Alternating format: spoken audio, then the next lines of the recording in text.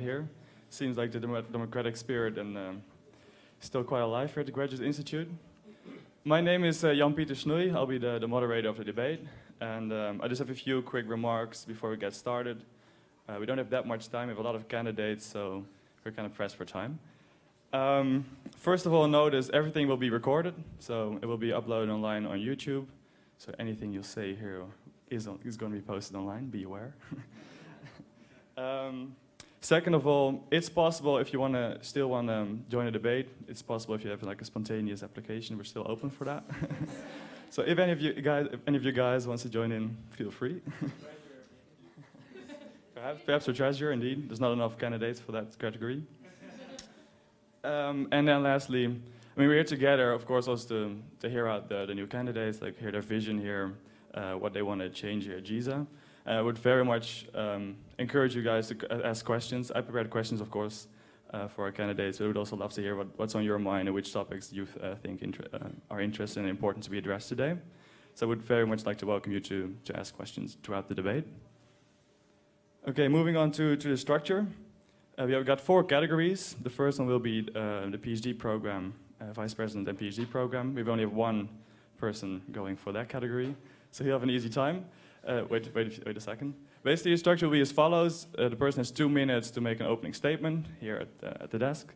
Then there's a round of questions, around 5 minutes per candidate in the category, and then there's 1 minute of concluding remarks per person. So in the other categories, there will be multiple persons, so we just ask the first person to give their opening statement, have a seat, listen to the others. In the end, we're going to do the Q&A together. And during the Q&A, basically, we're going to ask the question will be answered by all the different candidates. So we're just going to ask all of the candidates for the position to answer the question. Is that clear? And then lastly, on the time, because we're kind of pressed for time, Christian here will be sitting in the front row. This is just for the candidates. He will hold on a sign saying you have 1 minute, 30 seconds, and 10 seconds left. And I'll cut you off when your time is done, because we're kind of pressed for time. So I hope you understand. Okay, having said that, I'd like to give the floor here to Constant. If I pronounce your name correctly, let me look. Constantine Kleine, running for the Vice President for PhD programs. The floor is yours. Okay, I hope that everyone can hear me like this. Otherwise, please raise your hands. Okay. I'm, as said, Constantine Kleine. I'm a first-year PhD student, but I'm not completely new to the Institute. I have just graduated from the LLM program in International Law, also here at the Institute, and I'm running for the position of Vice President of GISA. Unfortunately, no one else wanted to run against me, so I wouldn't have minded having a bit more of an actual election, but I think this are the things are happening now. I will, for the ease of understanding, speak English. It's also easier for me, but if someone has French questions, I will try to answer them in French as well. I have 3 big topics in my platform I wanted to run for in GISA. The first thing is that I think we have to work on the community spirit here at the Institute. It's an institute with almost 1,000 students. We are 900 something this term, and there's very little happening in terms of a community outside the academic things, or in an academic community where you would actually have sparring partners to discuss your ideas or your papers. And this is the first and most important point I want to work on in the next year with GISA. The second topic would be working on more specific on the support of the Institute for the PhD students. That means enabling them to participate in more conferences, working on the resources in the library, working on the issue of workspaces for PhD students, which are few and far in between at the moment. And the third topic I would want to work on is the question of transparency in the whole Institute administration. We have all of those who are here for at least a year have experienced how little communication sometimes is happening between the Institute administration and the students, even on issues very important to us. And I think that we have to enhance this for GISA and for all students on all issues dealing with the Institute. Thank you for your attention. Thank you very much. Yeah. And please take a seat, or you can just stand here basically, you're the only one. Okay, so for the Q&A rounds, I'll just kick off with a question specific for the function of the persons running for it, and afterwards I would like to open the floor for any questions, can be on any topic you want to inquire into. So basically, I wanted to ask you, you want to enhance the institute support for the PhD students. That was one of your points you're stressing in your appeal. And how do you think you can make it happen? How can you get more support from the institute? I think this plays on different levels. One of the examples I have been giving in the platform would, for example, be that the institute tries to join international alliances of other institutes or universities who are researching on similar topics. For example, for the law students, there's a association of transnational law schools who is then having a yearly summer academy for all the PhD students in international law. And I hope that we can get the institute to join this initiative and find similar ones or even create similar ones for the other subjects, because I think this would be a very good possibility to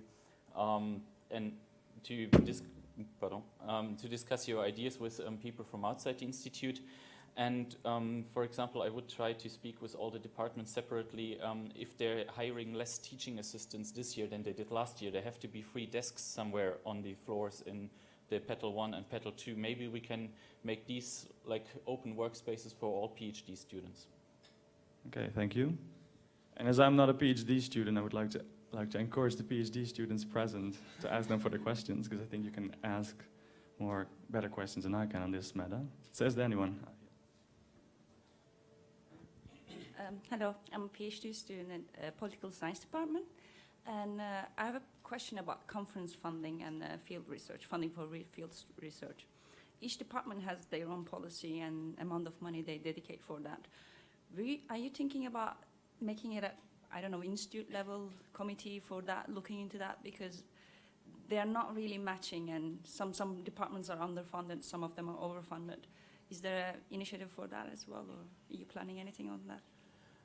That depends a little bit also on how far I'm getting in the communication with the institute. For example, at the moment, it's not even clear what the budget of the institute is actually used for. It's only public how much money is coming in, but it's a complete secret where the money is going exactly. And I don't want to promise anything on budget-specific issues over the departments, as before I had the possibility to speak with the people who are responsible for these budgets in the departments. I know, for example, that in the law department, some professors are even funding privately their own PhD students to go to conferences, as there's not enough funding by the institute, and I don't want to force professors in other departments to do the same. So I would hope that we get institute-wide policy for this, and also probably then a better budget institute-wide, but I honestly had no chance yet to look at the actual numbers in there. Okay, thank you. Is there anyone else who wants to ask a question to Konstantin? No one? Okay. I think I have time for one more question, so I'll just give it a go. There were some questions raised online by students, so I'll just ask them one of yours. And actually, you've been a student here before, so you have some experience at the institute. And one of the annoyances that some students raised was the fact that there's a policy of prioritizing second-year students in the interdisciplinary classes when choosing courses in the beginning of the academic year. So what's your stance on that? Do you think it's justified? I have been in one of the disciplinary master programs, so I only know of this issue from hearsay evidence. But I think there is a good reason to prioritize the second-year students, because if they don't get their class in their second year, they don't have another chance in their third or fourth year, because there is no third or fourth year to take these classes. And that's, I think, the rationale behind giving second-year students, in some departments also the PhD students or exchange students who are only here for one term, priority over certain classes. I think it should still be ensured that everyone gets the classes he has to take for his degree, but giving priority to the people who don't have a second chance in the next year when they will have priority to take these specific classes, I think is a good justification for this. Okay, thanks a lot. Then let's move on to the closing statement. You got 1 minute to make your appeal to the masses here and why they should vote for you from all the competition. Well, there's, as you can see, tons of competition for my position. I think I said the most important things here for the institute as a whole already, but I really want to emphasize the point that I think we have to work on making this an actual student community and not only students somehow studying alongside each other without actually knowing what's going on with the other students in their department, what's going on at the institute as a whole. And I also hope for your support, because that only works if you also participate in the events, initiatives, and everything which are created by GISA. And then I hope for your vote, as long as you are allowed to vote for me. I think that's only the 3 PhD students here in the room who can actually. And yeah, then have a nice afternoon and interesting debate. Okay, thank you. Round of applause for Konstantin. Okay, so we're going to move on to the next category. That will be communication. So in this category, there's 2 candidates, if I'm correct, and during the Q&A, you both have 1.5 minutes tops to give your answer. So I would first like to welcome Lindsay Berlin to give your opening statement.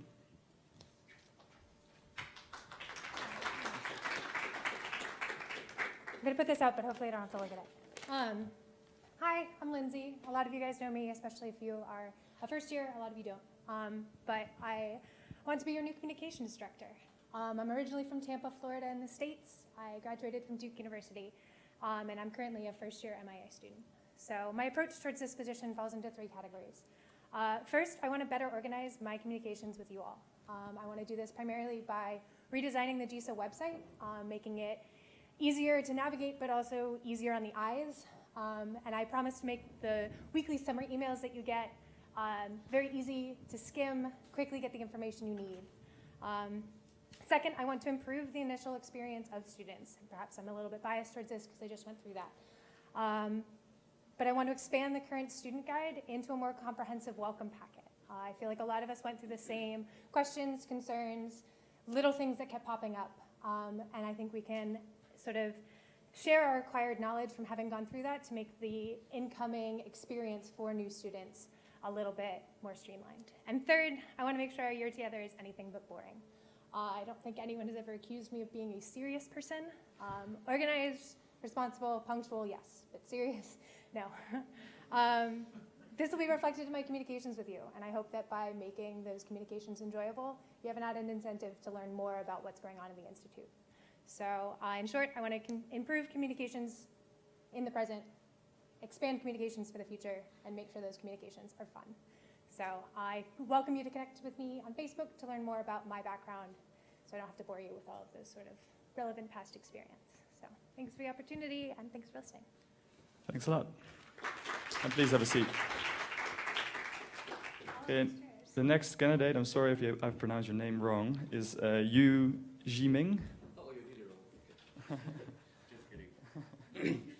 Hi everybody. Well, I've never seen this election debate so full actually. Because last year we struggled a lot to get 10 or 12 people in the room here. My name is Yu. You can just call me Yu. It's confusing sometimes, but it's okay. I'm second year AMDEV student. I'm also running for communications director.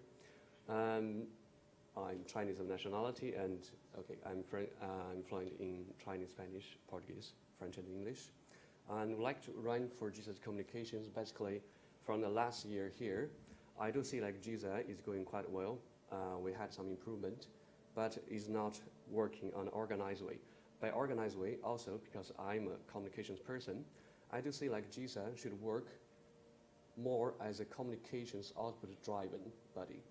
That means we should work on working plan, on proposals, and more on survey, and also on more accountabilities, so students can catch up with whatever we are doing, we are gonna do, and who is responsible for that.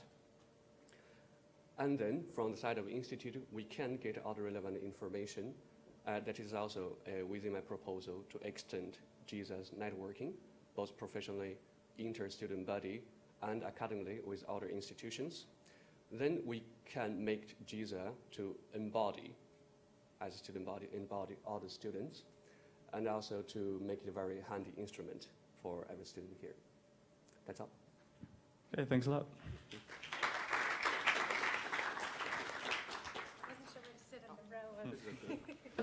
The mic should be working, just so sit just in front of us, mic. Okay, so the first question from my behalf is, do you speak French? And how important do you think it is to fulfill your position successfully at a bilingual institute? So I'd like to give the word to Lindsay to answer first. Okay. I do not speak French. I just finished the French course, and I'll be taking French throughout the year. Is it working? Yeah, sure. Yeah. Okay. So, like I was saying, I do not speak French. I just finished the French course, and I'll be taking French throughout the year. I do live with two fluent French speakers, and we practice all the time back home, for better or for worse. And I will be working on it constantly. It's one of my main goals of being at the Institute, is to hopefully speak French by the time I graduate. At the same time, while I believe that French is important, I also believe that there are enough resources at the Institute designed to help us only English speakers to get by and to be able to communicate with everyone without having to rely on French, and also to make it perhaps like easier for us to be able to communicate with everyone. And I hope that not speaking French will not be considered against me, because I do think I'm trying very hard. So. Okay, thanks. And you, what's your answer? I do consider myself kind of fluent in French. I have lived sometimes in 1 year in Paris, and I do think that it would help to improve the communication between the students and administration, because sometimes the student faculty, they have or they don't, they're not that much at disposal if we don't talk if we don't talk French with them. But actually, I agree with Lindsay, but that should not be impediment that sometimes is put artificially as obstacle between the student and the administration. Okay, thanks. So again, I'd like to open the floor for any questions from the crowd. Is there anybody who wants to ask a question? Yeah, all the way in the back.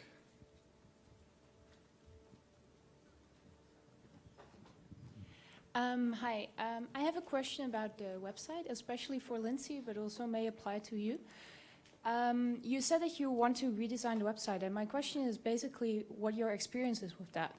Because over the past year, I have rebuilt 2 websites for 2 NGOs, and it took me much more time than I expected, about 50 to 60 hours each.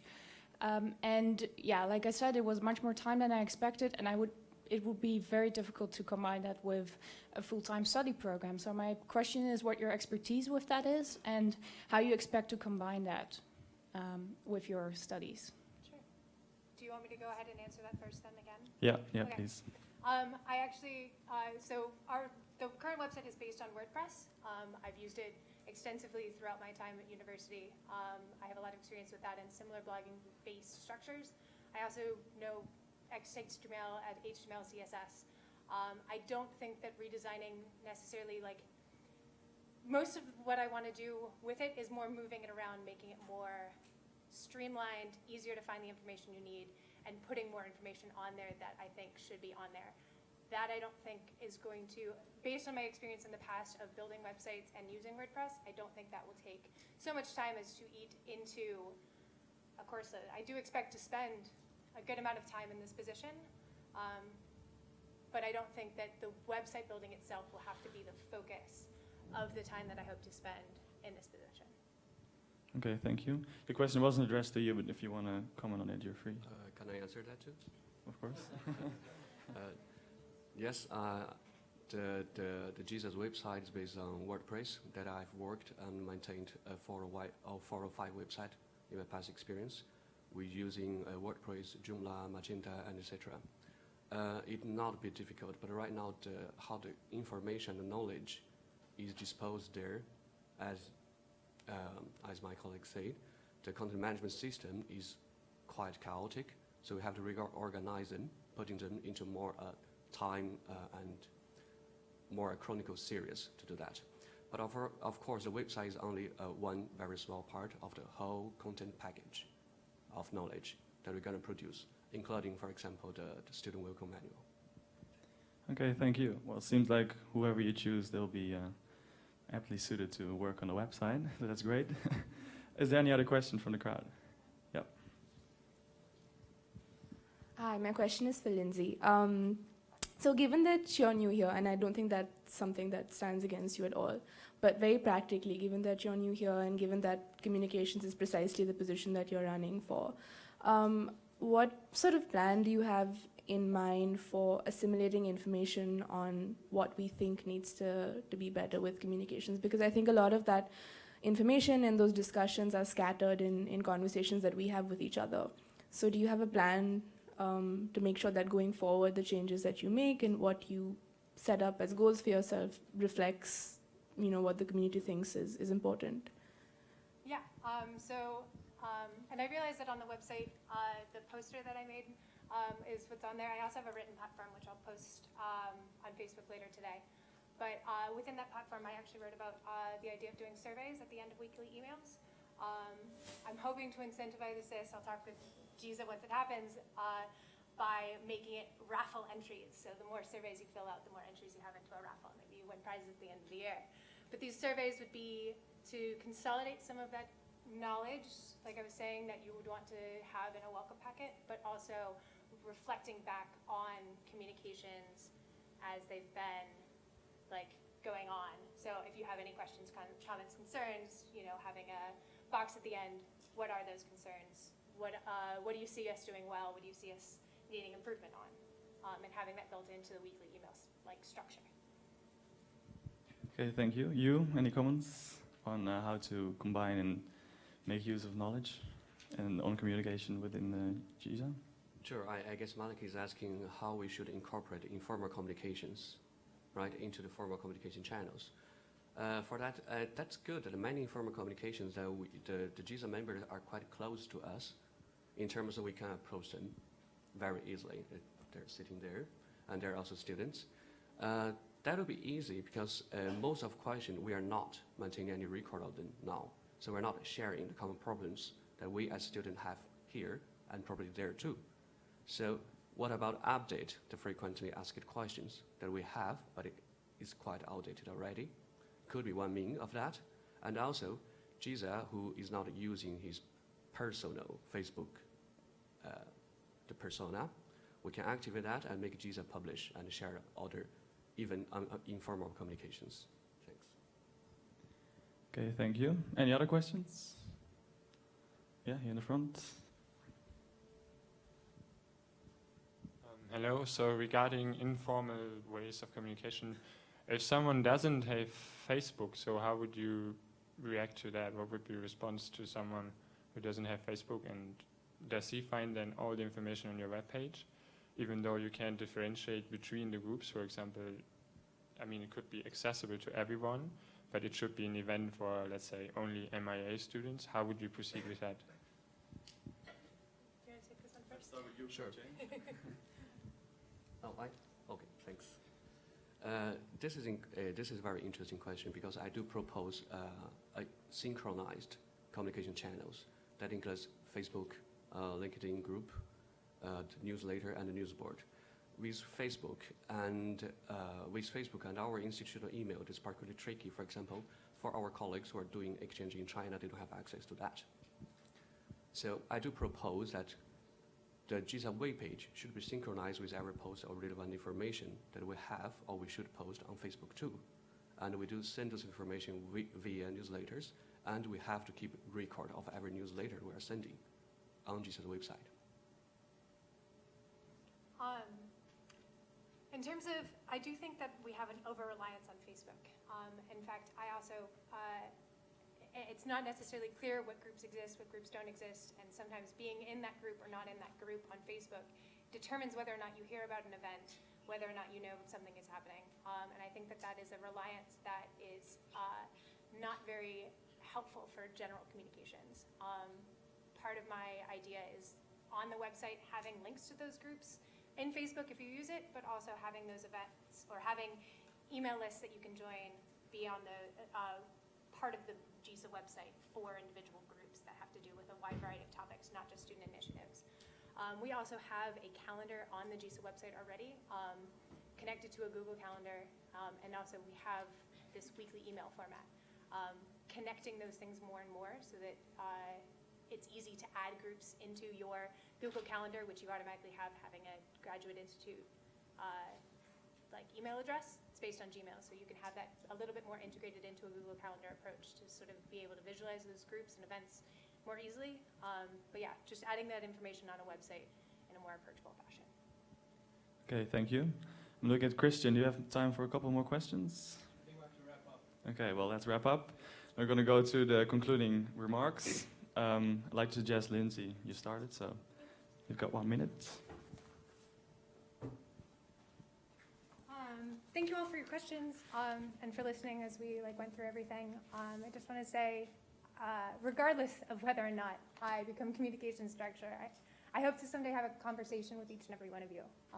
We have so much rich experience and expertise represented in our student body. I hope to have conversations with you all and also facilitate those conversations so that we're all drawing upon all of the knowledge base that we have within the Institute as a whole. So thank you for listening and giving me a chance, and don't forget to vote. Okay, thanks a lot. Now your concluding remarks. Well, thanks for coming on the debate, and also thanks for those who asked me questions on my Facebook event page. I still encourage to ask questions, suggestions, and that. And I do think many that we have in common is our analysis, me and Lindsay, on what should be improved generally. So we will take, because this is democratic demands, we will take them to the GISA body, and we'll try to enforce them there. And also, if you're interested, for example, in my proposal on the finer outreach and international exposure of ESH student body and the student, please go to my event page, then you can find a PhD colleague just asking the question. I posted quite a long answer for that, and I do encourage you to ask me questions too. Thank you. Thanks.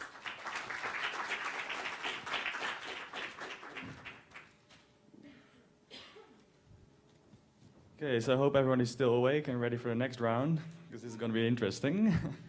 We're going to move on to treasurers. We've got 6 candidates. And there's this one small change, because there's so many of you, we'd like to limit the time of your answers to 1 minute instead of 1 minute and a half, to keep it a bit fluid, because 6 answers or 1 minute and a half would take 10 minutes. We don't want to have people falling asleep here. That being said,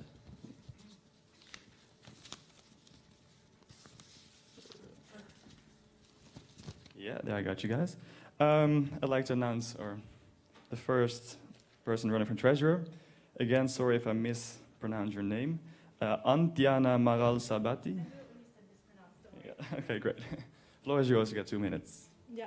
Hi, everyone. My name is Antiana Maral Sabeti, and I'm running for GISA Treasurer. I'm a first-year MIS student. I am from Seattle, Washington. My undergraduate work was in economics and Spanish, and then I did a master's in development, but in Spain at the University of Valencia. I'm new to Geneva, and I'm excited to run for treasurer. A couple of you might have looked at my platform. Sorry. A lot of my competitors are running on a platform of having transparency and accountability. That, for me, is a given. I think GISA does a fantastic job of having transparency and accountability. They publish the minutes. They put the budget online. What I think makes me different from my colleagues that are running as well is that I've come up with very creative ideas to fund new programs for GISA. Oh, okay. One of my favorites is a student store. So I don't know about you guys, but I spent a lot of time at the university. So I don't like having to run to co-op to buy some sort of a notebook or a pencil. I think it would be fantastic to have a student store at the university where you can go and run and buy emergency supplies.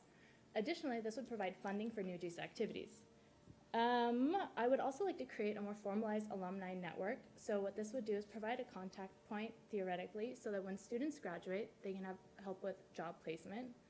I know when I worked, I did a lot of hiring, and the first people I wanted to hire were people that went to my university. So if we can be active and excite our alumni about being involved in the university after they leave, it can help with job placement. Housing was very difficult. I don't know if many of you are first years, but it was very, very painful. The first thing I did when I got here was run to GISA and say, how do I find a house? They forwarded me to a couple sources, and the main one was the housing department at Unige. The difficulty is it's at Unige, and it's also in French. So although the institute functions in French and English, I think it would be useful to have our own forum here to create a marketplace so that offers of housing can come here and offer it, and students can find it. Okay, thank you. I have to cut you off there, so thanks. I didn't get to cafeteria. Yeah. Okay, the next candidate, sorry, you can take a seat. We're going to go to the next candidate. Please have a seat in the front. Yeah. So next candidate will be Julius Schulte.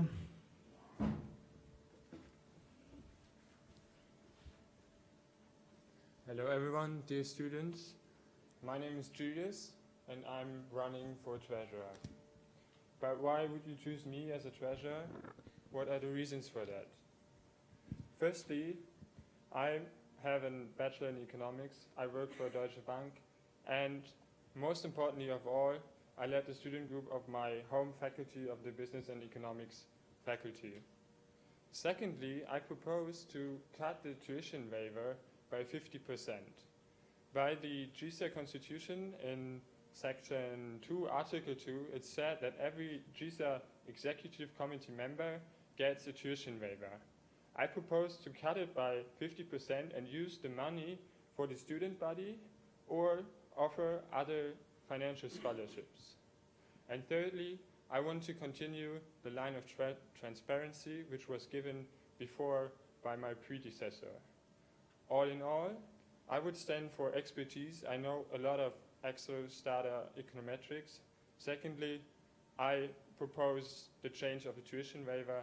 And thirdly, I would be transparent and accountable. Thank you. Thank you. Okay, so next up is Katie Schlindler.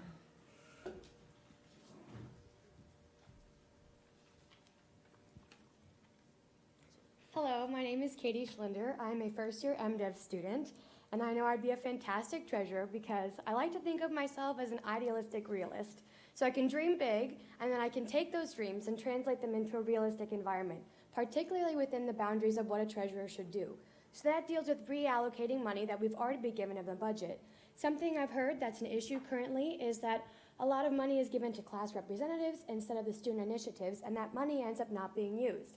I looked in the current budget, and there's a big revenue overflow from last year, the money that didn't get used. So I would look at reallocating that money in a new way, or perhaps in a more effective manner that would be able to use that for more diverse activities at the Institute.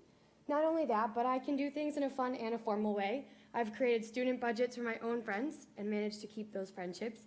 And I also spent the summer of 2014 working on small shrimp farms in Guatemala, creating financial plans as well as loan repayment plans with those people. So I can handle a large amount of money with a very large constraint on them to optimize what you can get for your money.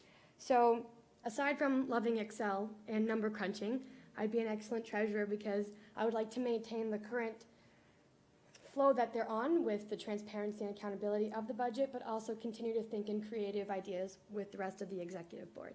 Thank you very much. Thank you. Okay, the next up is Malika Sopti.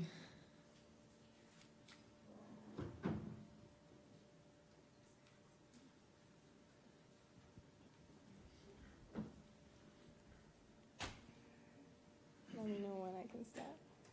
All right, given that I have a bad reputation of never finishing my speeches on time, I am going to take the next 2 minutes to go a little bit. I'll leave the finer details of what you want to ask me about my platform for questions and seeing me outside, perhaps. But I want to go over in the next couple of minutes what my motivation is for running for treasurer, because I think that's an important metric you should evaluate your candidates on, and I think that's not being discussed enough perhaps today. I'm a second-year MDiv student. I have a background in economics, but all of that aside, I think this is my final year at university, and I think that we have spent, as a collective, a long year complaining and discussing endlessly what we think is problematic at the Institute, and I think that my motivation primarily is to get inside the system and try and sort of change some of the things that I've been complaining about. And so I think that gives me a really strong incentive to do things well and leave this institute knowing that I'm leaving behind something that's sort of better than when I got in here. And other than that sort of overarching motivation, I think, and my platform has outlined this, I think that efficiency is really a key thing that I'm going to be working on. And I think that while it's great to be ambitious, I think that as a treasurer, you do have a really specific mandate of getting things done and making sure that all of the work at the institute that depends on funds runs smoothly. And I think that doesn't happen. I think we have systematic issues in getting that done. And my sort of platform is focused on streamlining those things and making sure we put an efficient system in place. You can ask me about how later. I think it's sort of the overarching thrust of that is that we want to make sure that no one's ever dissuaded for or disincentivized from planning because they have to worry about the money. And I think currently from my own experience and from discussions I've had, that happens a lot. I think, and also with the big transparency word, I think we want to create and push a broader culture of transparency. And I think money and making sure that money is not guarded behind some impossible dark veil is one of the best ways to do that, and to make sure that people feel like they know what's going on with the institute, which currently doesn't happen. Yeah, and finally being... Yeah, I have to cut you off there, sorry. And I haven't succeeded yet again, but anyway. Thanks. Yeah, thanks. Have a seat. Thanks, give a applause. Okay, the next candidate I would like to invite to give their opening statement is Mohamed Beder.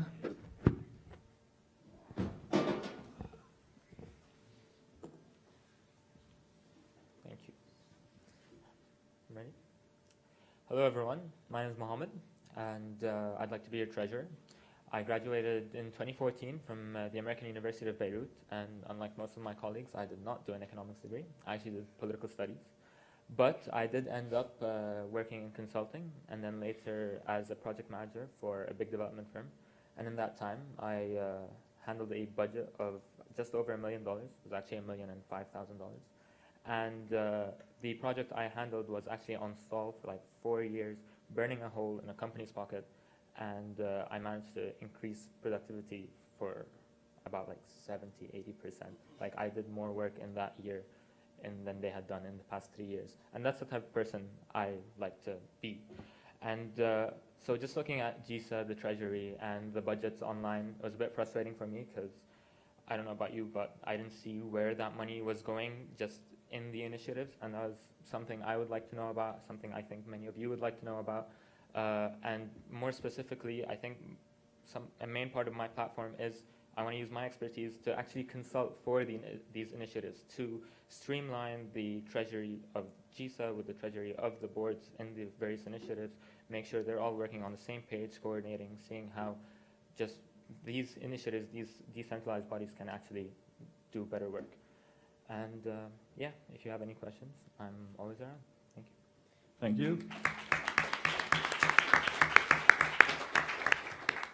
And our last candidate is Thibaut Jo-Smerko. Round of applause. Hello everybody, bonsoir. My name is Thibaut Jo-Smerko and I'm running for GISA Treasurer. I'm a native French English speaker and a second-year master's student in economics. I'd like to serve you as treasurer by providing swift reimbursements, promoting friendly relations among the institute stakeholders, that's you and the administration as we typically call it, and fostering transparency. For the average student and your initiatives, the most important thing is probably going to be getting reimbursements for your activities. Knowing you'll have reimbursements makes your activities much easier to run. I live in Picciotto, and I'm looking forward to being available for reimbursements during my office hours, as well as outside of that, if that needs to be. Also, as a French-American speaker, and having been here for already 1 year, and been actively involved in various of the student initiatives, I think I'm ideally poised to foster friendly relations between the students and the institute, in a diplomatic way, of course.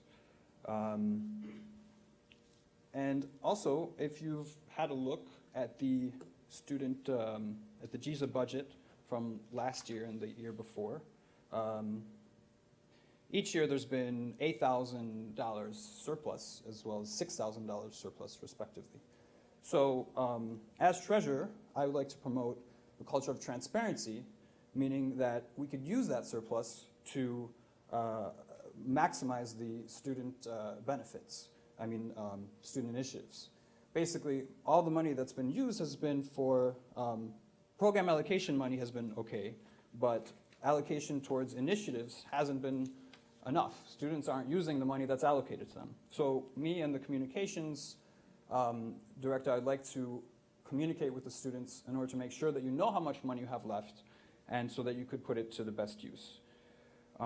Basically using the budget we already have and not the budget that we'd like to fundraise for and these kind of lofty ideals which we're not going to have time for anyway. Okay, thank you. I have to cut you off there. Thanks. So very interesting. Lots of different perspectives and ideas. Maybe it would be good, because I have a larger group, just have like 1 minute to describe yourself, how you would fulfill your position as a treasurer, and how you think you would stand out from, well, basically your competition. I would like to start over here at the left with Mohammed. So could you repeat that just one more time? Yeah. So how would you fulfill your position? So what would be like your main priorities, and how do you think you would stand out as a person, as a treasurer, from the others? And please speak into the microphone. Well, firstly, I think the Office of the Treasury demands a lot of patience, a lot of follow-up, and a lot of being thorough. And I can tell you, being someone who's worked in one of the most bureaucratic, corrupt countries in the world, that I've developed a lot of those qualities. And frankly speaking, the stereotypes about the Swiss were not that accurate, so I think it would be a good thing to have here. More so than that, my main goal is to really work with the initiatives, make sure that they are encouraged to do their work, to not feel too cautious about approaching GISA, approaching the Treasury, and acquiring the resources they need to do their work. Okay, thank you. I'd like to pass on the question to Katie. Thank you. So I think one of my primary strengths is that I'm not only a numbers person, but I'm a people person as well. So I can understand your issues with money and some of the confusions that come out of money management. So one thing that I can provide is swift communication with you. I'm a compulsive email checker. And I can also work with that money in a way that you understand and that I understand, while also staying within the boundaries of what a treasurer does and the money that GISA already has. I think the amount of money that's there is an excellent thing, and that can be used to promote more activities along with the initiatives. One thing that I did at my old school was a special allocation fund, which people could apply for. I know they already have something like that here, but we could extend on that as well. So again, I'm clear, I'm a communicator, and I also like numbers. So I think that's what sets me apart. Thanks. Julius?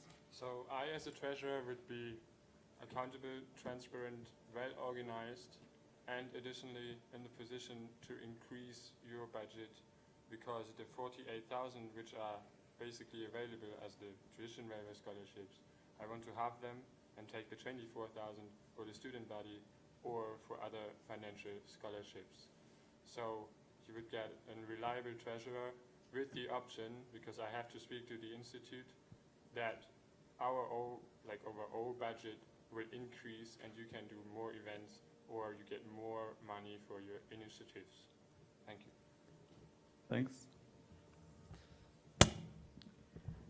I'm a little bit on the older spectrum, so I've had the advantage or the disadvantage, depending on how you look at it, of working for several years. So some of my work experience has been in trading derivatives. So I handled a portfolio of about $200 million a day to roughly $500 million a day. All those payments were made promptly and precisely. I think that's a definite skill I could bring to here. Again, I'm going to reiterate that I think transparency, punctuality of payments, those are given. Those are things that a treasurer should do. I think what I'm going to bring apart from that is being an advocate for the students, not only for the GISA budget, but for your own personal budget. One of the topics I'm passionate about is the cafeteria.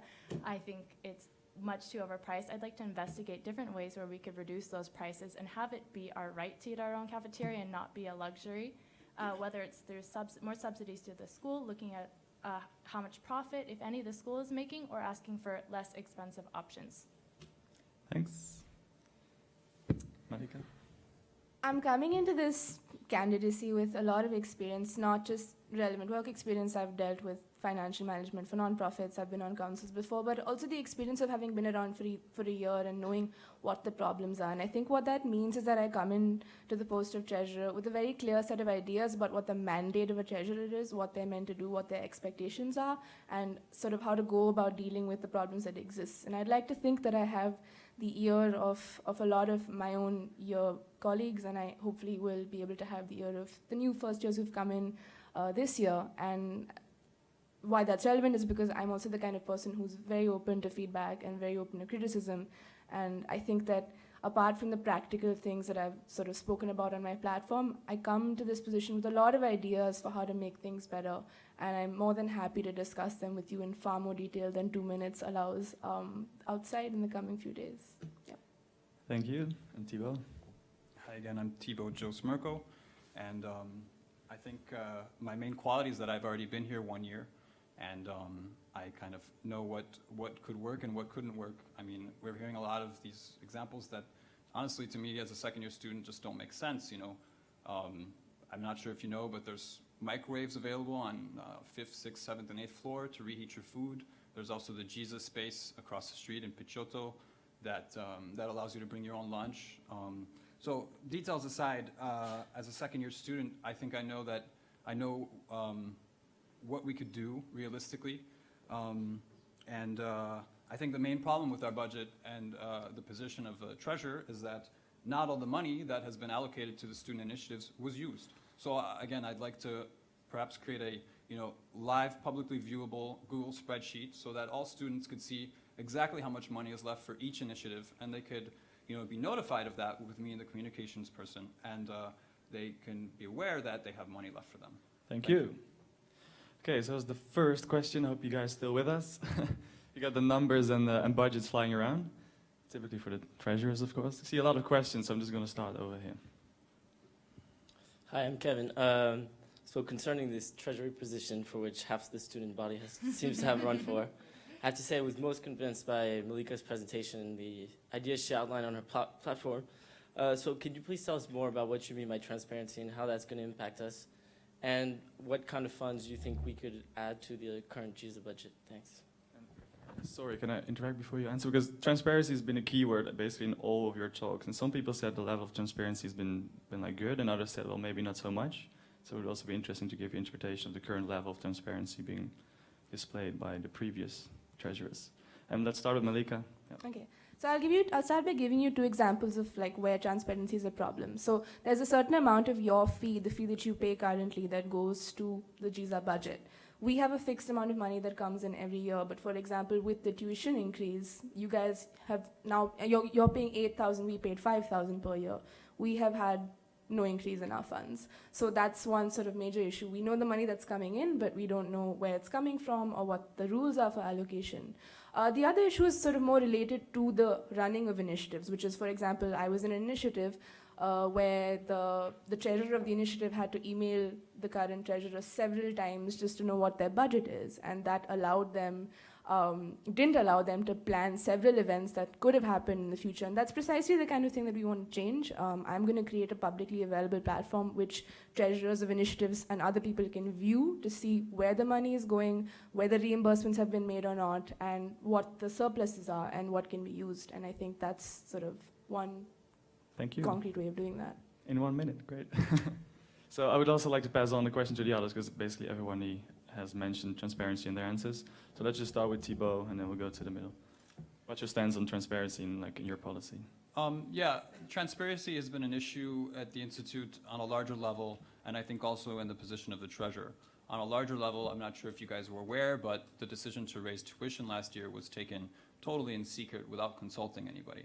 So yes, transparency is an issue on a larger scale, and I would love to help change that with you as well, if that's something you guys want to work on as your representative. Transparency on the scale of the treasurer position, again, even on the spreadsheet that's already publicly available on the GISA website. It hasn't been updated yet for this last year's budget, and we're already well into the semester. So I think it's easy to update these things with current technology, to share them with everybody, and that is just one step to transparency. Communication, basically, with you guys on how much budget is available is a very good form of transparency. Thank you. And then in the middle, yeah. Yeah. How many of you guys, by a show of hands, have looked at the GISA budget online? Okay, so a few of you. And how many of you read the newsletter? Well, like, apart from the GISA members who evidently have to look at it. But how many of you have looked at the minutes as well, where they publish and outline what they're proposing and what their spending will be? So I think overall that GISA does a fantastic job as far as showing their own expenditures. Whether or not people are going to be wanting to look and see what each initiative spends their money on, I don't think is necessarily a practical use of time. What I would like to focus on again is I think I'm the only one that presented new ideas for raising funds.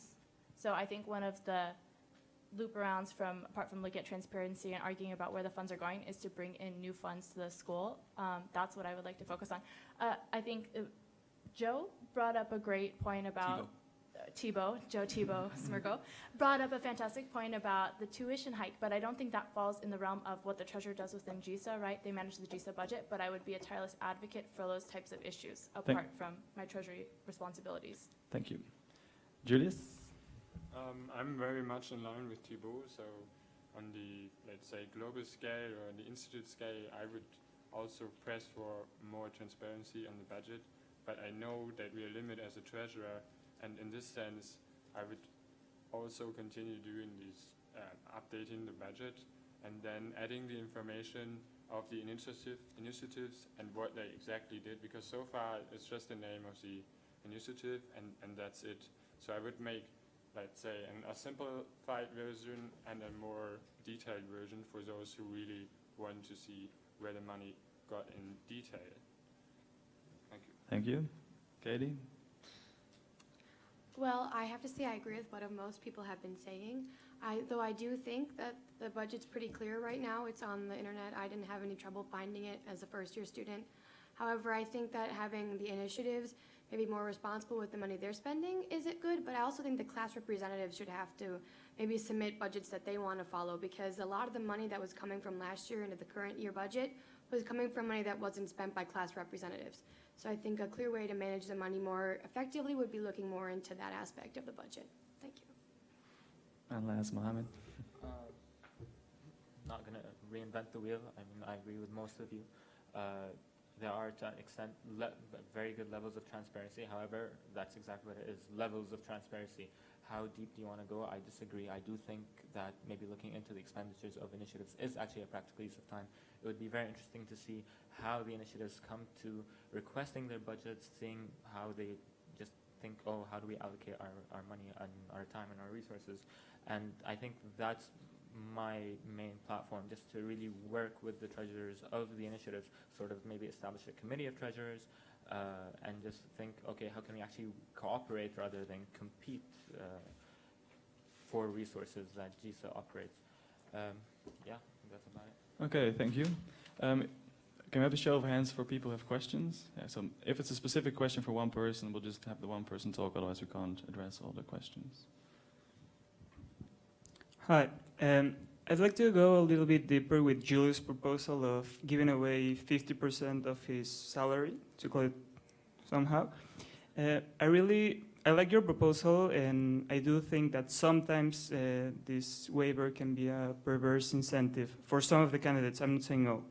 So I'd like to just really get to know other candidates' stance on this issue. That's my question. Okay, thanks. So let's start with Thibault. Sure. So on one level, perhaps Julius is right that especially for the 8,000 tuition now, it's quite a sizable amount of money for the amount of work that's been put in, that you put in as a treasurer. However, I really don't agree with it in the end, because if we give up this money, in a sense, it goes back to the administration, and then it goes back into this black hole. And you don't know where that money goes to anymore. You know, they might say that it goes to more scholarships, but who knows, really? Maybe it goes to hiring more secretaries or something. So perhaps if Julius wants to donate his money to the student initiatives, maybe that's a good idea. But I think it's a very good thing to have an incentive for students to run for these kind of positions and represent the student body. I think otherwise, and the history has shown in the GISA members, the GISA elect, that people don't always run for these positions, and so there's not this monetary incentive for them to run, and we have a failed student body that way. Thank you. Okay, Malika, what's your reply? My stance on this is pretty much that I think it's a reasonable proposition given the fact that that's a lot of money. I do think, however, that there is an incentive problem involved that's inherent. I think that's very obvious, and I think there should be some sort of compensation involved, given that it does involve a lot of work, but I think that money should definitely be rationalized. How much of that should be rationalized, I think depends strongly on what Thibaut pointed out, which is that will that money be seen as something that is allocated for GISA? And an example for that is currently, if you are a scholarship holder and you get appointed to GISA, the money that they're not paid for this, they don't get the tuition waiver, but that money that's sort of not or saved technically doesn't actually go to GISA. It just disappears. It goes to the administration. So we envision something similar happening with any money we would save if we cut the sort of compensation given, and how much of that we're willing to give up and trade off for the incentive would depend on how well we can negotiate actually giving that money back to GISA if it is in fact saved. Okay, thank you. Antiana, what's your stance? I don't think any of us look like money grabbers right now. I don't think any of us came and presented with the intention of getting some sort of funding for it. It is a part of it, but I think all of us took this very seriously and created professional platforms to present to you guys with real founded ideas. I see that as sort of a key. I think this school is very diverse, and part of that means that people come from different walks of life. So I see it as an equalizer, so maybe people that would have to decide between working and being involved in the school have the opportunity to say, I'm going to be involved with the school, and I don't have to miss out on that opportunity because I have to be working to pay for my housing or the cafeteria.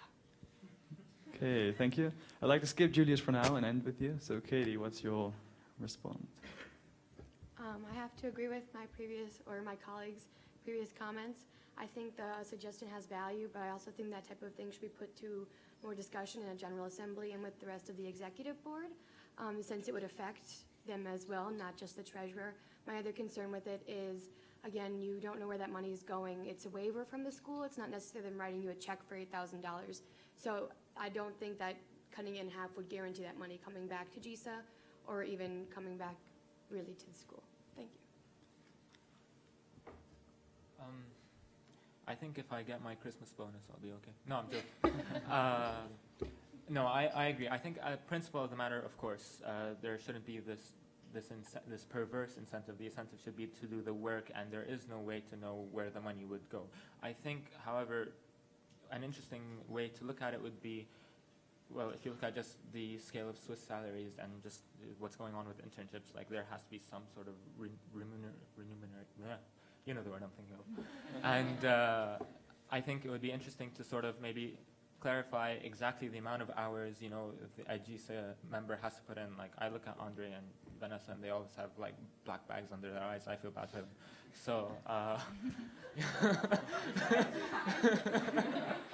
you know, so there obviously is a lot of work, a lot of hours being put in, and I do think it's well-deserved.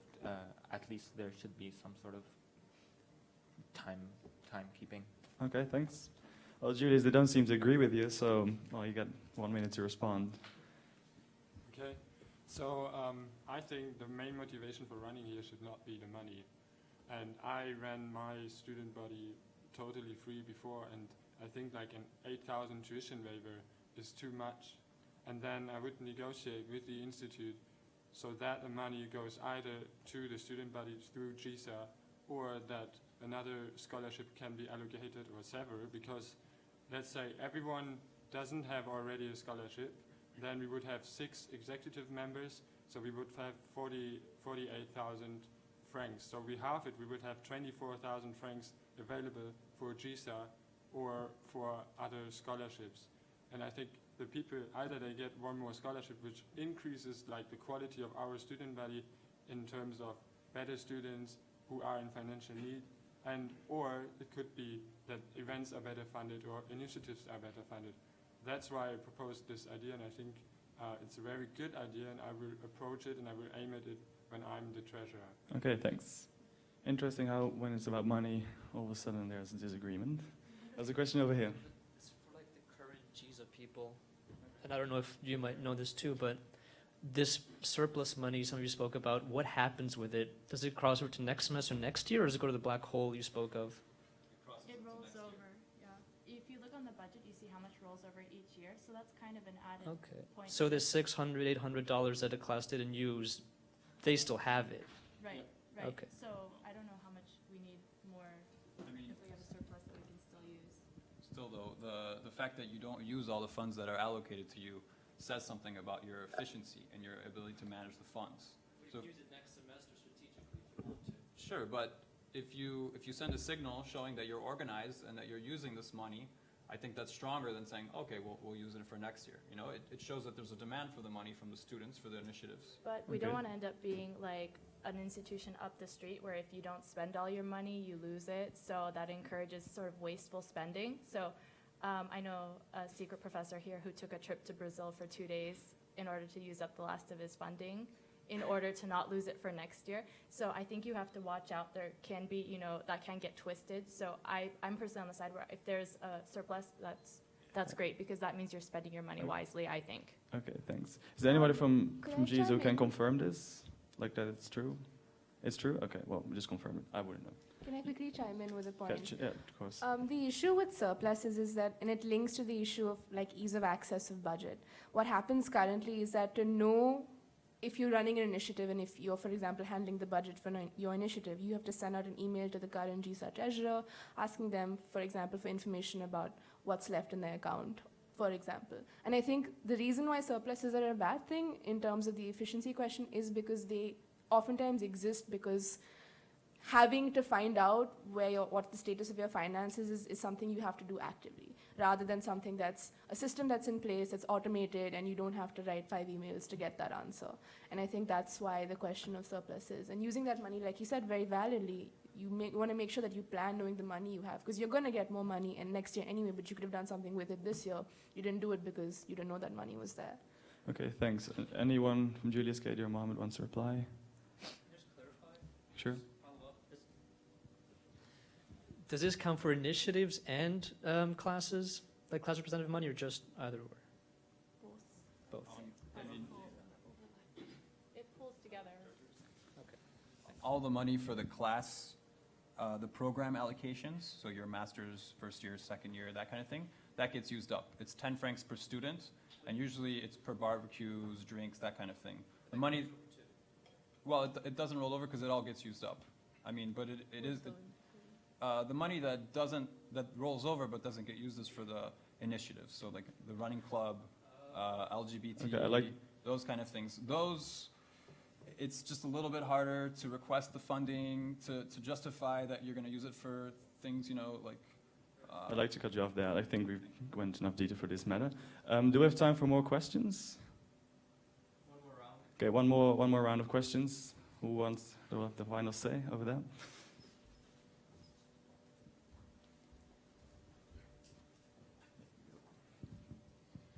Hello, guys. I had the time to look at the platforms, and some of you seem really enthusiastic, and this is good. But I was wondering, as a treasurer, do you really have time to look for housing for everyone or solve this problem? And Malika also mentioned fundraising. Is it, again, within the mandate of the treasurer? And what are the repercussions of getting all the other things that you're not really mandate to do? And do you really think that this is going to make your job more efficient, or is there going to be any added value? So, Malika, yeah, you can say. Yeah, I'd like to clarify that while I spoke about fundraising, I'm coming into this with a very dedicated sense of division of labor. I'm leaving things that are not my job for the people who are appointed and elected to do those particular set of activities.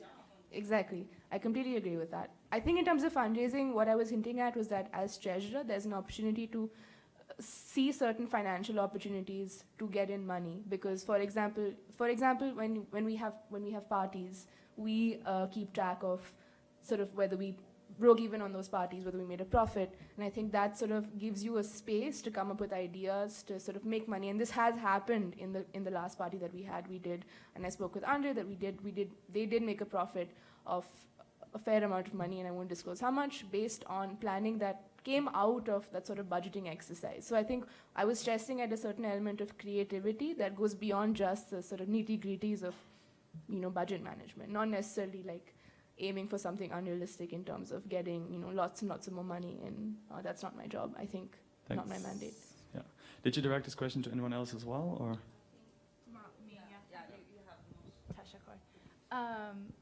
Right, so I guess part of being on GISA is that, yes, I will be a treasurer, but it's a collaborative team, right? So you have to sort of bring ideas to the table. And that's what I sort of did, is I went through and I thought, okay, this is my first couple weeks here, and these are the pain points I've seen. So I wouldn't be offering housing to everyone.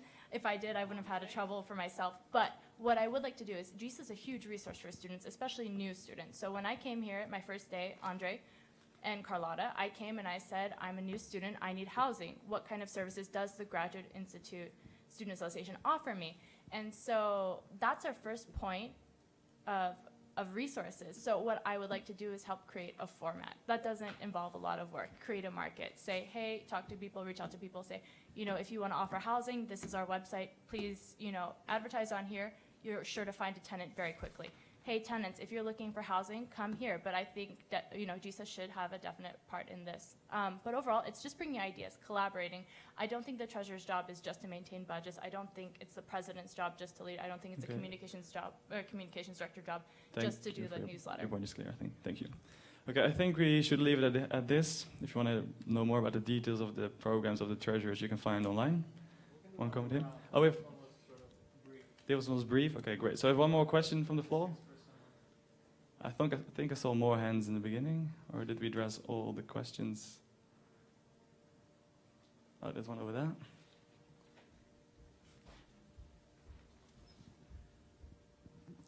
As I'm also running for one of the GISA Executive Board posts, my question might seem a bit biased, but I want to ask Julius again. What he actually thinks, how many of the people on the executive board are paying the full 8,000 CHF tuition, because a lot of them, at the moment at least, are here on a scholarship, so there would be zero income for the student association. A lot of them are here in their second year or starting their PhD as Andre, and therefore paying also 5,000 or 3,000 or considerably lower incomes. And if you would, for example, think of an average of maybe 3,000 or 4,000 per person, which is paid, we come down to about 9,000 to 10,000 CHF additional income, which is, if I understood Thibaut correctly, exactly the amount of money which is normally carried over from each year because we're not using it at the moment. So is it really necessary for GISA to have another 10,000 euros at the risk that we get rid of people who actually have to work otherwise for their income here, or to pay for the tuition fees, when we're not even using the money at the moment? Okay, we'll take your question as well then. Yes, for example, now the scholarship holders that are members of GISA, so the institute are not paying the tuition waiving for them. So there is a money saved. What do you think that you're going to do with that money? Okay, so Julius. Sorry, again, your question, I didn't understand it. Can you rephrase it? Yes. I believe there are two scholarship holders, full scholarship holders, at the GISA board right now. So they are not being waived from the tuition because they don't pay already. So theoretically, the institute saved money with them. Yeah. Yes. What are you going to do with that money? So that example is actually saying where the problem is, because then there's someone who has a scholarship already and is running for GISA. He doesn't have like a money incentive, so he would be like a true, let's say, runner for GISA. And then there's someone else who doesn't have a scholarship, and then he runs for GISA, and he doesn't have to pay anything, even though he's probably, let's say, not in really financial need. Because, I mean, the scholarship is often also accounted to people who are good on merit, like academically, and they have a background which doesn't allow them to study independently without aid. So it's already a flawed system.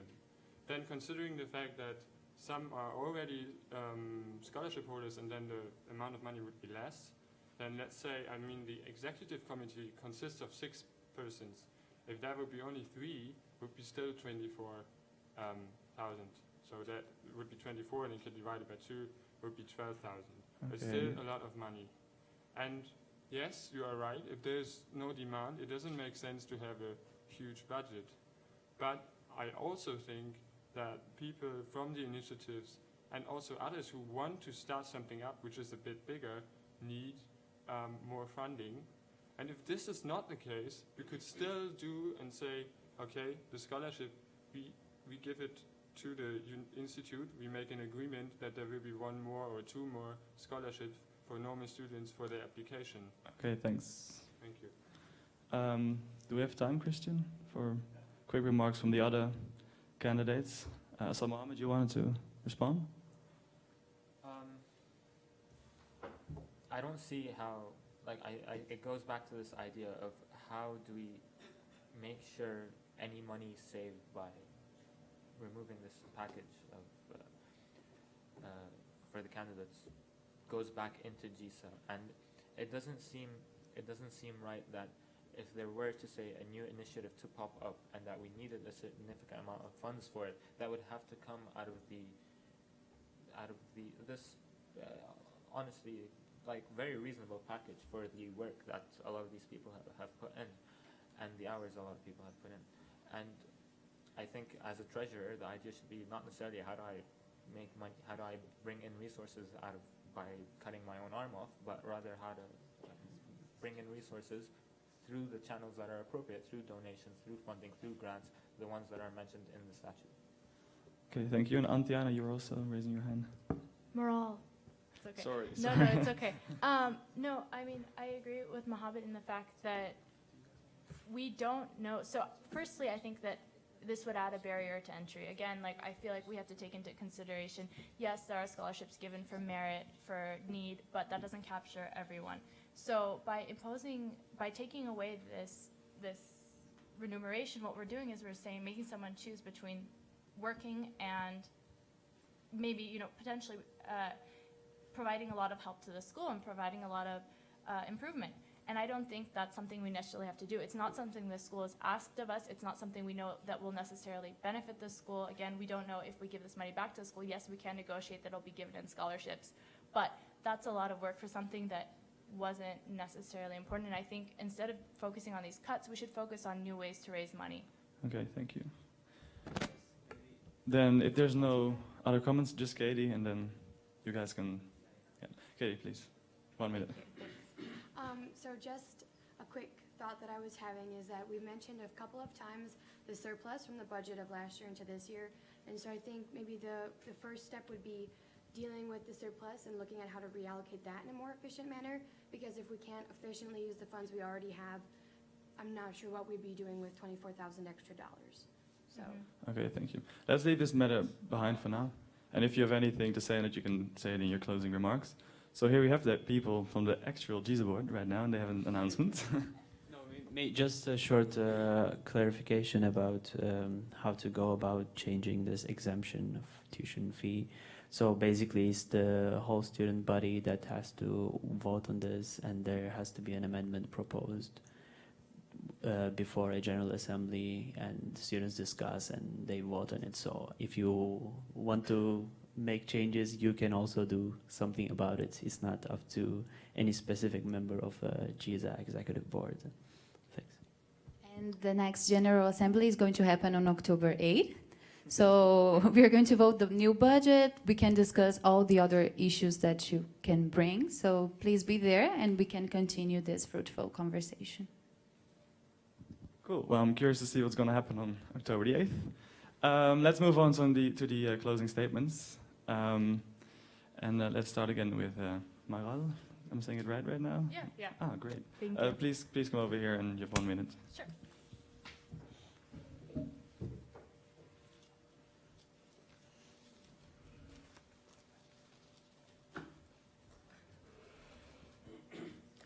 So I'd like to thank all of you for your time. I think GISA does a fantastic job right now as far as transparency and accountability with regards to their budget. The school budget is a different subject that GISA board would have to work on as a whole, But as far as their budget, I think they do a fantastic job. If you want to know how much an initiative is spending on punch, I don't know if that's the best use of our resources. But what I think I bring to the table is a professionality, a punctuality, and a professionalism that would really benefit the team. Furthermore, I'm really excited about collaboration. So yeah, maybe not all of my interests lie in the realm of budgets, but I think it's important to bring these ideas to the table and ask these questions. And that's it. I hope I could have convinced a couple of you to believe in my platform. Thank you. Thanks. Okay, so next up is Julius. So hello again, my name is Julius, and I'm running for treasurer. I'm very glad that I brought up this idea of cutting the tuition waiver. I see many people are interested in that, and I think it should not be the primordial motivation for us running for GISA that we get a tuition waiver of 8,000 francs, so that we should reduce it and then negotiate with the institute either for a further financial scholarship or for events or initiatives from GISA.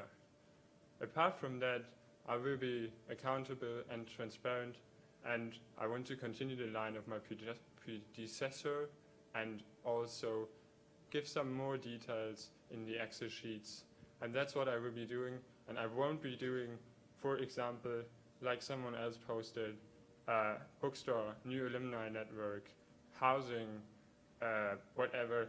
I confine myself to being a well-organized treasurer. Thank you. And We have to putting leave up it the there. idea of a tuition waiver cutting. Thanks. Thank you. Katie?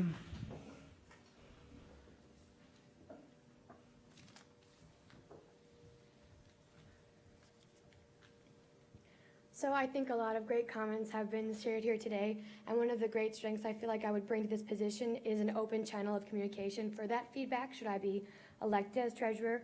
Again, with that, I also come with a very clear focus, and I'm a very efficient worker. So I love Excel, yes, but I also like having things done in a prompt and clear way. So I would be able to do that with you, and I would be open to any new ideas that the whole student assembly would have to share. That being said, if I'm elected treasurer, I'd really look forward to working with you and the GISA executive board and to continue to improve our student experience here at the Institute. Thank you. Thanks. Mohammed.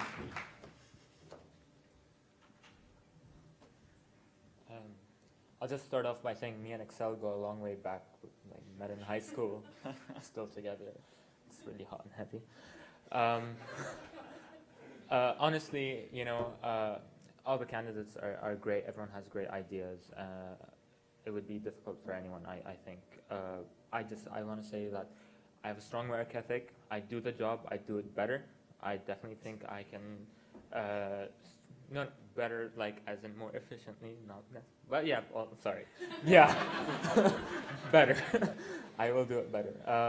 But yeah, just definitely streamline the works between GISA and the initiatives, the boards of the initiatives, making sure that, because these are the guys that are going to be working on a daily basis together. As involved as the student body currently is, it's not going to stay that way for the entire year. People get busy. So the main focus is going to be the initiatives for me. Thank you. Thanks. Then we got Malika. 1 minute. Good luck. All right, I hope that in the last half an hour I've managed to make a bit more of a case for why I'd be a good treasurer for you guys in the coming year. But in closing, I think I'd just like to reiterate that I'm coming into this role with a very specific focus on the mandate of a treasurer and what their job is, what the expectations are, and what's realistically possible. And I think my immediate focus will be on making sure that the systems in place are a lot more efficient and on making sure that money issues of how your union runs is not hidden behind some sort of iron curtain.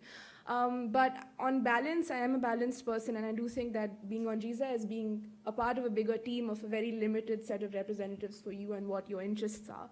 And I think that there is scope, even as treasurer, to be creative with the way we do things and also be a spokesperson for your interests. And to that end, I urge you to seek me out and hear me out for my ideas. And yeah, thanks for your time. Thanks.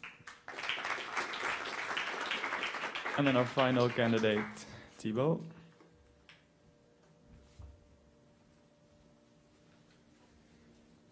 Hello again. So I'd just like to outline the reasons why you should vote for me. Again, I'm going to be here every week providing swift reimbursements for the student initiatives with a constant communication between you and the current budget, notifying you how much is left. And as I brought to the table, this is an issue in the past two budgets. So I'd like to help solve that and use the budget that we already have, not the budget that we would like to fundraise or blah, blah, blah. Again, I think I'm the only one who speaks French and English bilingually on the platform. So I think this is also a very strong asset to communicate with the people who give us our budget, unfortunately, the administration. So please keep that in mind. And I'm looking forward to hearing from you guys and meeting and supporting all of your needs. Thank you. Thanks. Okay, great. So a lot of different styles to choose from on Thursday. Hope you guys are all still awake, still with us. Take a deep breath. Okay, we're going to move on to the last vacancy for today, and that's the events function. So we got 4 people, if I'm informed well. Yeah. And I'd like to start off with Erin Shiparo. Probably messed up that one as well. Please come over here and give us your opening statements. Okay, everyone shake, we're all tired. Okay. Money's always a heavy topic, so now we get to talk about events. Great. Yay. So first of all, thanks for coming. If you'd like to read my full platform, it's available on the GISA website like everyone else's. So we'll just take this time to talk about a few key messages that I wanted to say, why I'm running, what I hope we can all accomplish together for this year. So we're all relatively new to Geneva, and we know that this experience to study at the Institute is more than just spending every waking hour in that big, beautiful glass library that we've all come to love and hate. But that lots of the great friendships and connections that we make and the experiences that we have happen through events. So they're really important. As an events coordinator, I think it's about getting the big picture right. So is this event relevant to students? Is it something they're excited about and they want to take the time to go to? And also getting the details right. So planning down to the smallest little item, making contingency plans, B and C if things go wrong. So it's about managing those two aspects. Why would I be a good match for this position? I think event planning is something that's in my blood. I love organizing, whether it's something for going to a festival or if it's making plans for a conference or an academic workshop. I love doing that stuff, and I also love participating. And a bit about me, I won't spend too much time talking about that. I slaved over the summer making a personal website with all of my experiences and photos that are like my babies. So if you're curious to know more about me personally, just Google me and check out my website, and you can find out about me there. And so yeah, I'm a first-year MDev student, motivated to make sure that we all get the maximum we can out of this year, and that you're getting the best possible experience you can from these events, both for your time investment and for your money investment. So thanks for listening. I'm excited to answer your questions, to talk and meet more of you and hear about your personal interests and passions. So thanks. Thanks. Okay, the next one I would like to invite over here is Amanda Milani. Yes.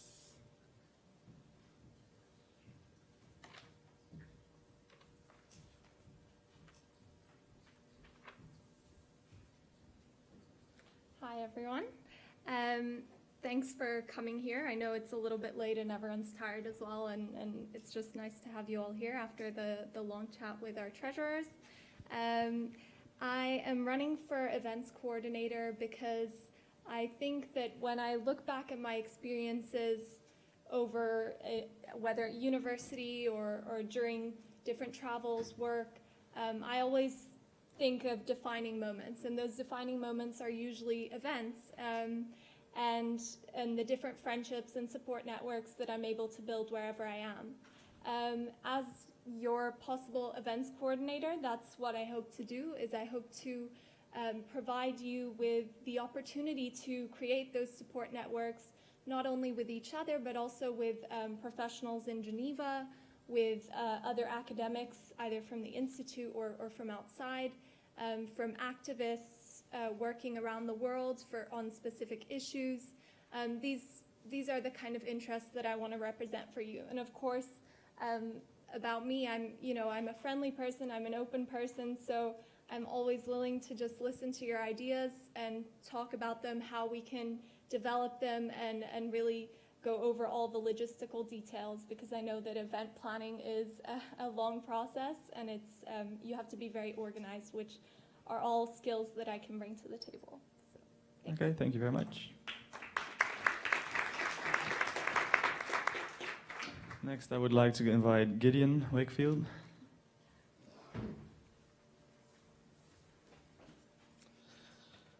Hi guys, thanks for coming.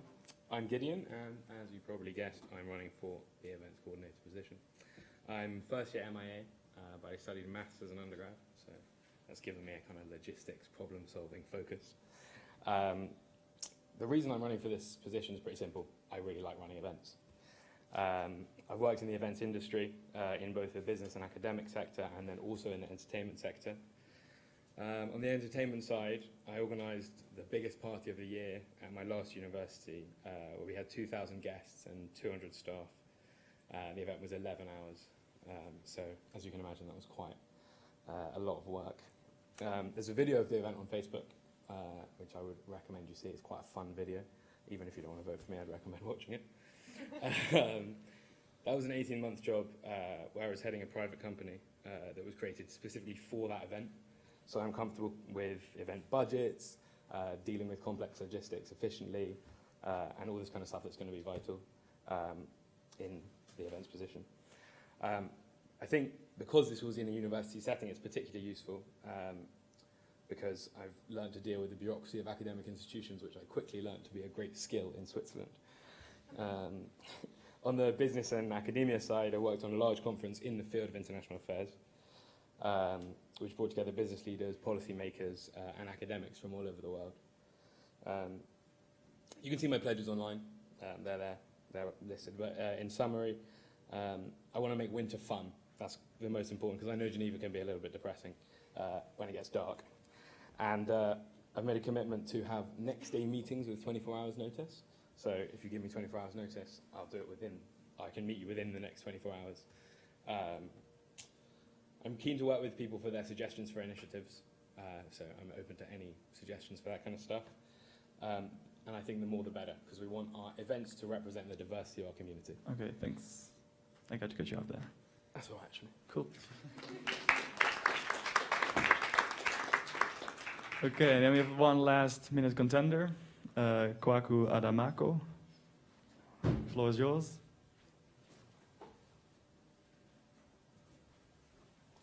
Hi, my name is Kwaku. I'm a first-year ANSO student, and like many of you, I've been really blown away by all the creative academic energy that we have here. And I'm so excited to explore the things I can do with you as this year's event coordinator if I'm elected. I did a bit of research, well, just asking around really, and I found out that one big challenge is actually getting funding for a space to hold the events, because let's face it, Geneva is really expensive.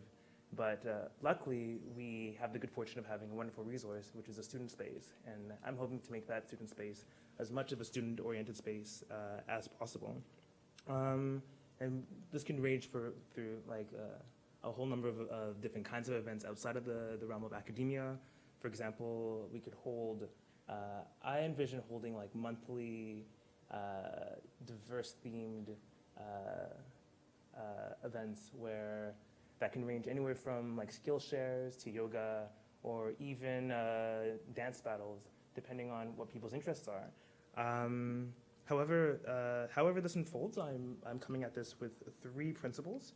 My first is diversity. That in order to reflect the diversity in order to have the events reflect the diversity that exists at a school that has a student body of like 83% international students, according to Wiki. Secondly would be accessibility, having events that respect the diverse financial backgrounds of students. And thirdly would be sustainability and looking at ways to which we can make our events a lot more environmentally friendly, particularly maybe working with the treasurer to launch more permanent projects like a dish project or a cup project, something simple where we're minimizing waste and by using the space that we have. Oh, out of time. Vote for me. You got me. Yeah. Thank you. And just as a quick remark, I think the student space in Peach Shelter is currently being renovated, right? Or for GISA? Yeah, we are waiting for new furniture. Okay. But yeah, we'll have the space open for reservation from student initiative leaders, class reps, and GISA executive board, as well as the residents. Okay. Did everybody get that? Yeah. Use the space. I think you could still use the space. Anybody could go there. They're just moving in, basically. So it's not a renovation. That's nobody could enter. Just to clarify this before we get into all the details. Okay, so I think it's interesting when I read the statutes. Basically, your mandate is about different kinds of events. So you have like social events, academic events, and also like athletic-related events. So to get a little bit more concrete, like what would be your main priority given these categories? And what kind of events would you really want to organize in your year? Do you have any concrete ideas or plans? Just give us perhaps you can give us a quick rundown. So let's start with Amanda. So I think it's important to just have a balance between obviously academic events and personal social events.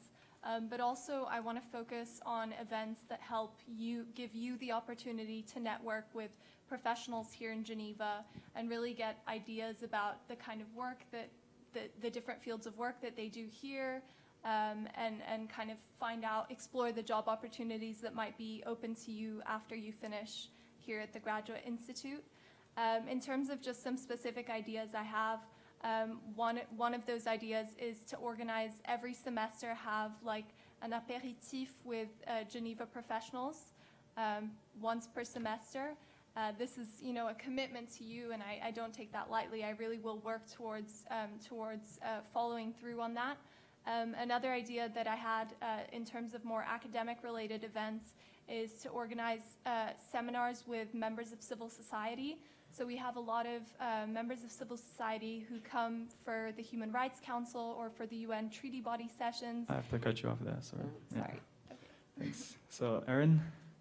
Hi. Yeah, so I was going to echo the sentiments as well. The same thing, striking a balance between academic and social events. And so from talking with several students, there's been a bit of a challenge or some difficulties with GISA and working with some of the other bodies that are involved with organizing events. So that's the student initiatives. Administration is a big one, career services. So it's not as though GISA is unfortunately able to create any event that they want. That would be wonderful. So yeah, it would be striking a balance and trying to work with the administration to get more events that students are really interested in.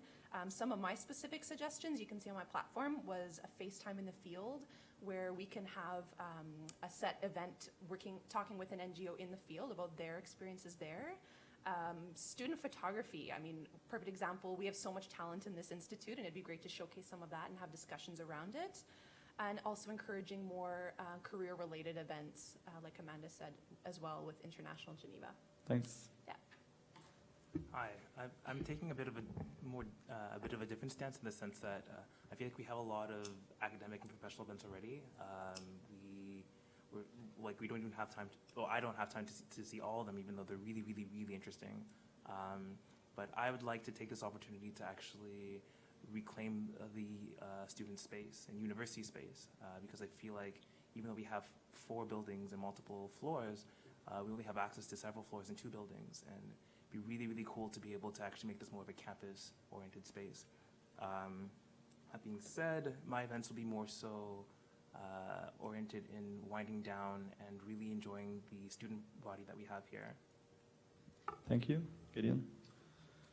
So with regard to what events I'd organise, I'm actually really keen to involve everyone in the decision-making process. I don't want to just say, here's our events for the town. I want everyone to get involved. because that's going to be the best way we're going to be able to get ideas from everyone, from all the members of our community. I obviously have some ideas, but I'm happy for people to come and tell me, oh, they're rubbish or they're great, and we can see how it goes. One completely cost-neutral idea that I thought would be really nice to cheer us up in the winter is like a secret Santa kind of thing, so people can just choose to participate or not, as you like, and we can run a big secret Santa, which I think would be great fun. On the academic side, I know what it's like to be interested in a field that your course doesn't really address. I'm really interested in post-Soviet Union security, and there's no course that really addresses that. So I'm quite keen to start an initiative that looks at those kinds of issues and get speakers in, but because I understand what it's like to have these things that you want to talk about that you don't have the chance to in your course, I'm more than happy to work with anyone on any issues that they want to start an initiative on or get some speakers in or anything like that. Okay, thanks. So again, I'd like to open the floor for questions. Anyone yet here in the front? Hi, you guys. Welcome Week was fantastic, and there was loads of events. They were so great that they filled up really quickly. And then they weren't necessarily open because people failed to pay until the last minute. So even though there was maybe a 40-person waiting list, I don't think the majority of us got to take part if we wanted to. How do you feel like you would, apart from coming up with new events, how do you feel like you could better manage the existing events we have? Is that all of the events or just the Welcome Week ones you're referring to? Well, no, it could apply to all events, right? Like, how would you better manage them and make sure that everyone's able to take part? What do you think you could bring to the table that would be different? Amanda, please start. So I think it's great. I mean, the Welcome Week was great, and I do think that the work of our predecessor was really great. But I think what I would bring to the table is try and increase the accessibility for events. So try and organize events in spaces like the student space where there isn't really a limitation to how many people can participate, where, you know, we can chip in, maybe pay at the door to make it a little bit simpler, if it's that we're getting together to make food, or, you know, to have just a simpler process. And I'd be open to hearing your ideas as well and discussing that with you, but that's just a couple of ideas that I have. Erin? Yeah, I would also echo those sentiments as well, increasing accessibility for events. You know, if there's only 25 people that can participate, it's like really limiting. And so, yeah, opening it up, and that would obviously involve more funding, come in the treasurers. But as well, I've thought of an idea of perhaps having some kind of a deposit system where students could deposit something like 10 francs to guarantee their spot, and then when they go, we just open up the envelope and your name's on the list, and we give you your 10 francs back. Something like that, just one idea to encourage students to actually come if they commit to it, and then we would hopefully reduce the amount of people that are stuck waiting for people that sign up for things. They think it looks cool, but they don't have the time, or something else comes up. So yeah, again, it's just being open to ideas from students. That's where the big communication element comes in. Thank you. Kwaku? I have to say that I really appreciated the Welcome Week events that we had. I really like the open doc, being able to sign up for things that we want to, and have like the full agency to do that. And those are things I'd like to keep if we're going to continue the tradition of Welcome Week. I do agree with will echo everyone in terms of accessibility and in terms of being open, receptive to suggestions. Particularly with paid events, I think we need to be a lot more strict about hard deadlines with payments. And if, for example, the payments aren't done 10 days in advance, then you lose your spot, and the people that want access can have access. And I also fully agree with the deposit idea. Yeah. Thanks. So yeah, first I want to echo what Kwaku said about the Welcome Week, and thank Luciana for it. Yeah, I also agree with this idea of deposits. I think it's a pretty reasonable way of doing it. It's slightly more challenging in that you have to have a place where you're going to be. That could obviously be the office hours, but it means that people have to come to give you the cash. There's an alternative, right? We can do it on paper. There are other ways we can have deposit payments and hold money in that way. But most of those points are basically on attendance for the Welcome Week, and I think the question was slightly broader. I think it was about just general efficiency. I've demonstrated quite a lot in the past that I'm good at running events efficiently, and that's going to feed into what the treasurers were talking about with the profit, because some of these events, they're now making profits, and that's good for the whole of GISA. So I'm confident that I'd be able to do that. One way of doing that, just to give you a specific example, is the potential for ticketing at parties. So you don't pay anything for the party, but you get a free drink. So you pay for the party and you get a free drink. Okay, thanks. Are there any more questions from the floor? Yep. Let's make the last one.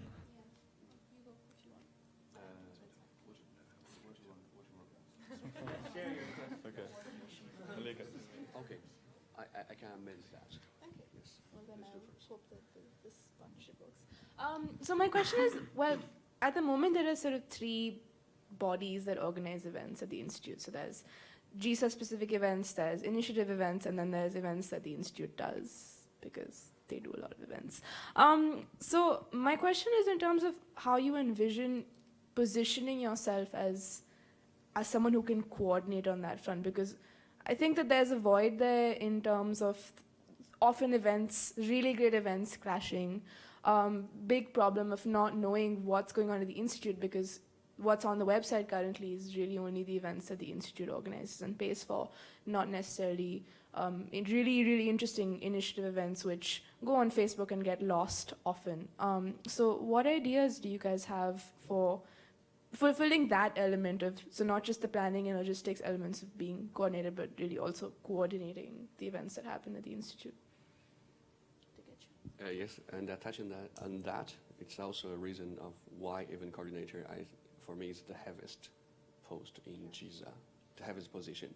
So how you get to guarantee your energy and disposition for that, because mostly they can't endure the whole year. Yeah. Swiss chocolate. Okay, so 2 questions. Please be concise, Amanda. Sure. So just to respond to the first question first, I think, a large part of this post in GISA is coordination. And I think I'm bilingual. I think that will facilitate also French, English. That will facilitate my contact with the Graduate Institute administration. But one of my ideas is also to have a monthly social calendar go out to all the students, which would include not only the initiative events, but also any kind of social or interesting events that are going on in Geneva, or even wider, in Switzerland. So I think that that's a way to kind of keep on top of what's going on. Thanks. Sounds like we had a lot of the same ideas. So I was also thinking as well of the weekly newsletter that goes out to clearly have the different events that are not only organized and facilitated by GISA, but also by the Institute. I've heard that a lot of things that happen at the Institute or even at the university or at the UN, students don't know about it. So to have it all in one place would be really helpful. As well, just communication, can't stress enough, with just the different organizations that actually put on these events and making sure that GISA is kept in the loop. As well, to keep working with the class representatives, because they're really involved as well with different events. I heard rumors about a fondue party every semester with the different programs. So that we know about it, we can spread the word as well. Let's see, what else do I have that I jotted down in my notes that I can't read? Energy, yes. I don't think I've ever had a lack of that. Good sleep, mom's advice. No, I think just setting a time in your week, in your day to get these things done and not be overwhelmed. Organizing time, planning time, Thank you. Kwaku. Hi. I'm just going to keep echoing, I guess, but I believe, I would also say working with the administration to see if we can vie for a position on the website to have representation of GISA events and also initiative events, because I think we stand to lose very little or none at all and gain a lot by consolidating it and using the platforms that we already have. And I also think that it'd be great to encourage class reps to do more events and use the student space, and maybe perhaps we can see if we can vie for more funding for class reps to do things, because I know for smaller departments, don't really have very much funding to really put on tremendous events. And I'll leave it at that. Yeah. Oh, in terms of energy, event coordinating means I'm going to be socializing a lot anyway, so people can hang out with me at the events. Okay, thanks. And Gideon? So with regard to the coordination aspect, the first part of the question, I've worked with university administrations before in dealing with, coordinating their events with our events, this kind of stuff. So I don't think that's going to be too much of an issue. And like you said, actually, the institute's events are the ones that are almost the most easy to access. So what I propose is that I'll have one event thing which would include the institute's events, the initiatives events, and the GISA events all in one document. With regard to the initiatives, the event coordinator knows when they are because they book the rooms for them. So why shouldn't you guys all know as well? It seems pretty easy for the event coordinator to just put that into the public domain so you can all find out when every initiative is and what they're doing. With regard to dealing with the intensity of the position, I worked 6 a.m. to 10 p.m. for 6 months while doing the last event because I was also a full-time student at the same time. So I'm pretty used to that. I've been up since 5 today and I don't drink coffee. And I don't think I look too tired, maybe a little. Okay, thank you. Okay, so let's go to the concluding remarks to wrap up this session. And we're going to start with Erin. Okay, so motivation for why I'm here. I love events, and I'm not doing this for any other reason other than the fact that I'm personally invested in making sure that, making sure that we have a great time this year. So I'm obviously really keen to talk to you guys, hear ideas. No idea is a crazy idea, so I'd be totally open for that. We're talking about people's experiences here at this year, so I'm not a numbers person. I would leave that into the competent hands of the treasurers that have nominated themselves. But these are the experiences and having fun and making connections with not only our beloved academics, but each other and professionals in Geneva. So I think that's a really exciting post, and it's inspiring for me to become a part of that. And what else? I would just say, whether it's, for me, it's been, I've had lots of experience working with either little kids in Colombia playing games, or whether it's organizing a mining conference in Chile. Take a look at my platform and my website if you like, and you can see why I think I'd be a great rep for you guys. Thank you. Thanks for coming. Thanks, Jan.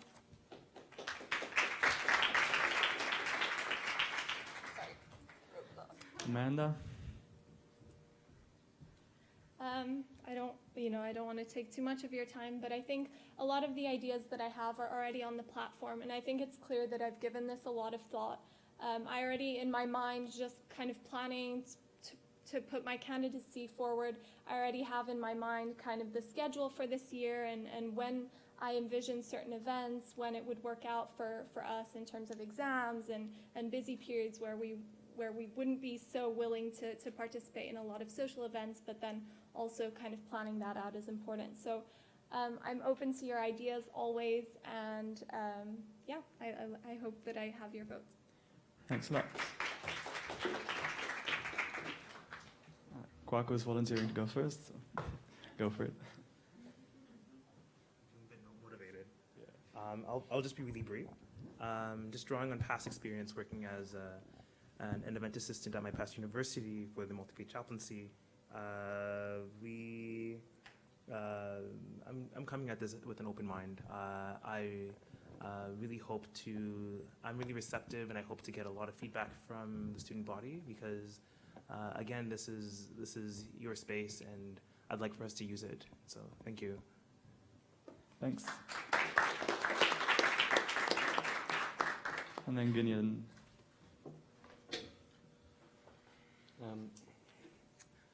Thanks for waiting this long. What I really want to do is I want to take your ideas and I want to make them a reality that's better than you hoped for. I'm excited to hear all your ideas, and even just today we've heard some really great ideas, and it would be amazing to take these forward, whoever gets the position. Check out my platform on GISA. I've spoken a lot already, so I won't bore you too much, other than to say I'm confident I can bring the skills that I've learned in my previous roles to this role. and make a positive contribution to events at the Institute. And for those reasons, I ask you to vote for me. Thank you. Thanks a lot. Okay, so that concludes the event session as well. Kind of concludes the whole session here. Congrats, you made it to the end. Thanks for staying. I'll just be brief. I think the ballot opens on Thursday morning at 8 a.m. You can vote for 24 hours. It's going to be online, and you'll get an email from GISA with more details. I think we should leave it at that and get our well-deserved break. So thanks everybody for coming.